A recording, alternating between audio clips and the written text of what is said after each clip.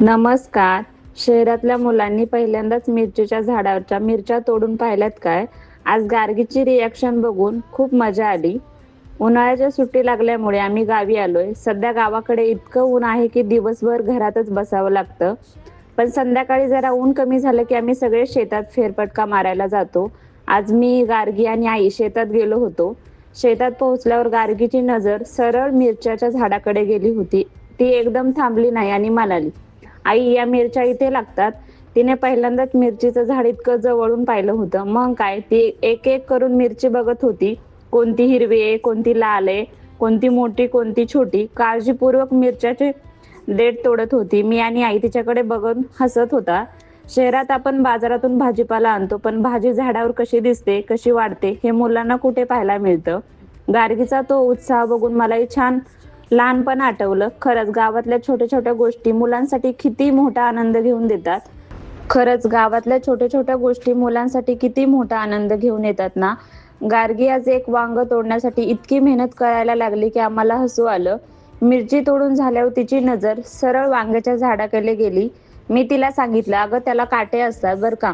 पण गार्गी काही ऐकायला तयार नव्हती. तिला वांग तोडायचंच होतं. मग मी तिला हळूहळू झाडाभोवती फिरत होती. कुठून हात घालायचा, कुठं वांग तोडायचं, हे सगळं तिचं स्वतःच ठरवत होती. आम्ही फक्त तिची मजा बघत होतो. आणि शेवटी तिने एक छोटंसं वांग तोडलं. वांग हातात घेतल्यावर तिचा चेहरा जो आनंद होता तो बघण्यासारखा होता. जणू काही खूप मोठा खजिना सापडला होता तिला.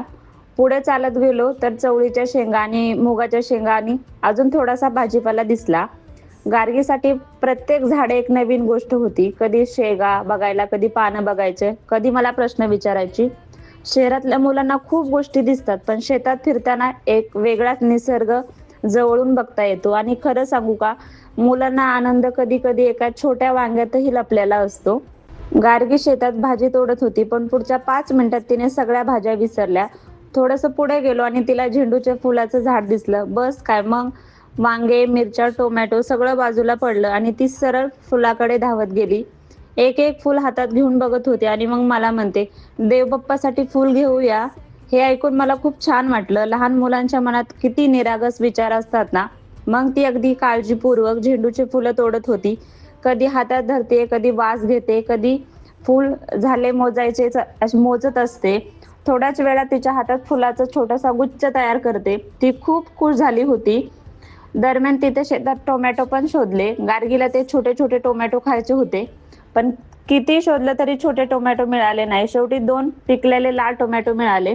मी तेही तिच्या हातात दिले आणि गंमत म्हणजे जिला छोटे टोमॅटो हवे होते तिने ते 2 मोठे टोमॅटो पाहून सुद्धा तितकाच आनंदी झाला. तेव्हा वाटलं, मुलांना आनंदी होण्यासाठी फार काही लागत नाही. थोडी फुलं, थोडे टोमॅटो आणि निसर्गात घालवलेला थोडासा वेळ, एवढंच त्यांच्यासाठी पुरेसं असतं. गार्गी आज पहिल्यांदाच अशी गोष्ट खात होती जिने कधीच पाहिली नव्हती आणि तिची रिॲक्शन खूप गोड होती. सगळ्या भाजीपाला घेतल्यानंतर आम्ही एक मोठ्या झाडाखाली जाऊन बसलो. संध्याकाळची वेळ होती. हलकी हवा सुरू झाली होती. आई तिकडे मिरच्या तोडत होती आणि गार्गी गप्पा मारत बसली होती. तेवढ्यात मला मुगाच्या काही शेंगा दिसल्या. मी एक शेंग तोडली आणि गार्गीला दाखवली. मग तिला तर आधीच हे समजलं नव्हतं की यामध्ये काय खायचंय. ती शेंग हातात घेऊन खूप वेळ बघत बसली. मग तिला कशी सोलायची ते दाखवलं. सुरुवातीला तिला जमत नव्हतं, पण नंतर इतक्या लक्ष देऊन शिकत होती की मला तिची गंमत वाटत होती. एक शेंग, मग दुसरी, आणि थोड्याच वेळात ती स्वतः सगळं करत होती. तिला त्या मुगाच्या शेंगा इतक्या आवडल्या की पुन्हा पुन्हा मागत होती. मग पुढे जाऊन तिने चवळीच्या शेंगाही सोलाय शिकल्या. छोटे छोटे वांगे गोळा केले आणि कुठेही नंतर तिला हरभऱ्याचं झाड सापडलं. जणू काही ती आज पूर्णपणे शेतात फेरफटका मारून तिला खूप आनंद भेटत होता. खरं सांगायचं तर शहरातल्या मुलांना मोबाईल, गार्डन आणि खेळण्यासाठी खूप गोष्टी मिळतात, पण मातीत बसून शेंगा सोलणं, झाडावरची भाजी तोडणं आणि निसर्गाची अशी मैत्री करणं, हे अनुभव फार कमी वेळा मिळतात. आणि कदाचित म्हणून गावाकडच्या छोट्या आठवणी इतक्या खास वाटतात. संध्याकाळ झाली होती, पण गार्गीला अजून घरी जायचं नव्हतं. 6:30 वाजून गेले होते, पण घरी जायची वेळ झाली होती. पण त्याच वेळेत वातावरण इतकं सुंदर होतं की पाय तिथून निघतच नव्हता. आसपास एकदम शांतता होती. फक्त पक्ष्यांचा आवाज ऐकू येत होता. हलकी थंड हवा वाहत होती आणि समोर आकाश हळूहळू लालसर होत चाललं होतं. दिवसभराचं ऊन आता कमी झालं होतं आणि खरं सांगते, त्या क्षणी दिवसाचा सगळा थकवा कुठेतरी गायब झाला होता. पण गार्गी अजून वेगळं चाललं होतं.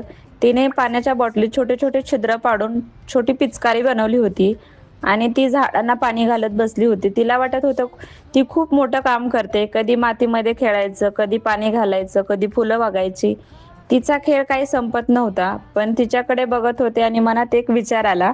शहरात कितीही सोयी असल्या तरी मातीचा स्पर्श, शेतातली संध्याकाळ आणि निसर्गात घालवलेला असा वेळ याची मजा काही वेगळीच असते. शेवटी आम्ही थोडासा भाजीपाला, काही झेंडूची फुलं आणि भरपूर सुंदर आठवणी घेऊन घरी पोहोचलो.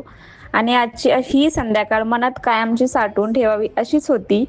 तुम्हालाही गावाकडच्या अशा संध्याकाळी आठवणी आठवतात का? कमेंटमध्ये तुम्ही एक सुंदर गावाकडची आठवण नक्की सांगा. आणि असे रोजचे प्रेमळ ब्लॉग पाहण्यासाठी सविता ब्लॉग क्लबला सबस्क्राईब करायला विसरू नका. पुन्हा भेटू पुढच्या व्हिडिओमध्ये. बाय.